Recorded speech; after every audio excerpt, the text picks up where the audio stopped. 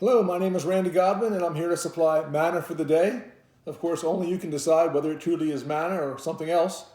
I would like to start out by sharing one of my favorite songs. No, I don't sing, but I do have a phone, and so that's what you're going to listen to. For those of you checking this out in the afternoon, this is kind of a wake-up song, so maybe you're following a nap. If it's the morning for you, it'll definitely wake you up. Enjoy.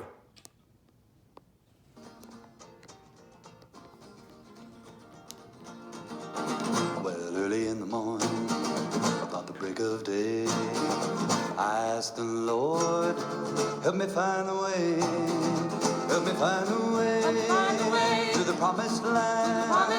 This lonely body needs a helping hand.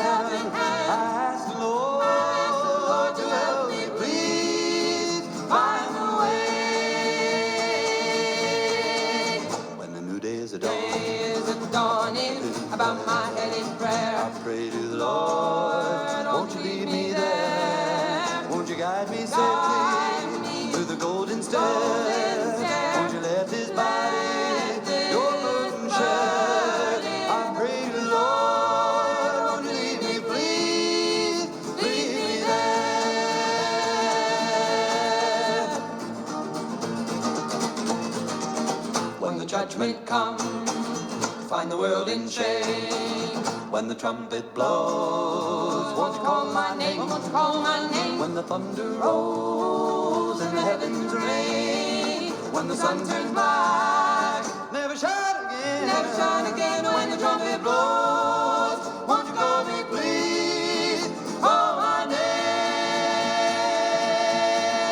name.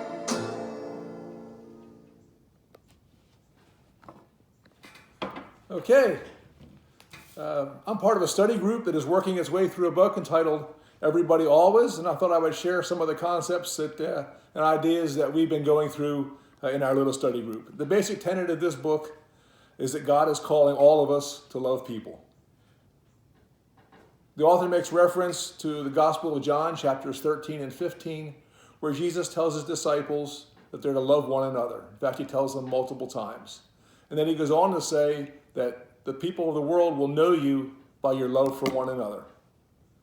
Those scriptures lead to the idea that we should love all people in all places all the time, and that your world will be impacted if you love in that manner. In this case, your world might be your street, your neighborhood, your gym, the place you work, where you get your haircut. You get the idea. The author distinguishes between being nice to everybody from loving everybody, specifically suggesting that to love somebody, you first have to get to know them. This is not the case for simply being nice, which may require a smile and some manners. But to love somebody, you actually have to have a relationship. And of course, if you're ugly to someone when you first meet them, you generally don't get much further with that relationship, at least positively. The author tells us about a man who had an elderly neighbor who was suffering from cancer. Because he had a relationship with that neighbor, he was able to buy a pair of walkie-talkies and put one in his room and one in her bedroom, and every evening as she went through cancer, they would share a conversation. The author tells us about an African refugee who, after coming to America and getting himself established, devoted himself to greeting other African refugees as they came to America. And he would show them the way and share his thoughts and his experiences. We heard about a very frequent traveler, a person who traveled almost every week, who established a relationship with a TSA agent simply by being nice to the guy at first. But every time he went, it was 2 minutes of conversation and 2 minutes of conversation until it finally culminated in weekly lunches with a guy. You don't do that with just being nice. You do that with having a relationship. We are challenged to consider how we could develop relationships that would enable us to be more loving to people. Reference is made to Matthew chapter 25 in the book, where Jesus tells the disciples the parable of the goats and the sheep.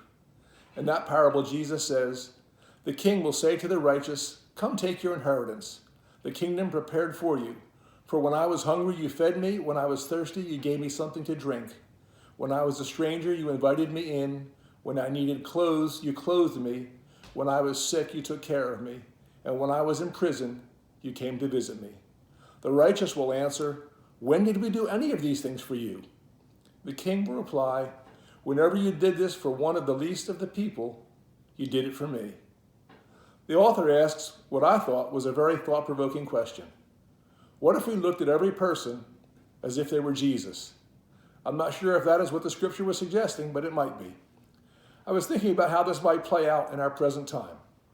First of all, if you are meeting very many people right now, you are probably violating the law or at least some guidelines. So for you folks, what in the world are you thinking? But we do go to the grocery store and we do see a few people aggressively pursue some specific products. And we do see some people load their shopping cart with more chicken than our church could eat in a month of potluck dinners. So how should we feel about this? My inclination has been to look at that person and say to myself, what a disgusting, self-centered pig. But if I was thinking about Matthew 25, I might say to myself, wow, that person is so afraid of running out of food that they are doing something harmful to others just to protect themselves. How must it feel to be that scared each and every day? That person truly needs to be loved in a big way. It won't change that person's behavior, but my response is totally altered, and if by some odd chance we wind up together in the checkout line, I might be empathetic rather than upset. And if I actually looked on that person as if they were Jesus, I might say, holy mackerel, I see Jesus. And she's going to take those 20 packages of chicken in her cart and feed at least 1,000 people, maybe 10,000. It'll be a regular miracle in Midlothian. Maybe I could add, here, take my chicken too. Okay, so I went a bit too far. Anyway, my encouragement for the day or beyond is first to seek to get to know your acquaintances so they can become your friends, and you can start to love on them. And second, to look at each person you come in contact with as if they were Jesus. You just might impact your world. You certainly will alter your life. Peace, love, and rock and roll.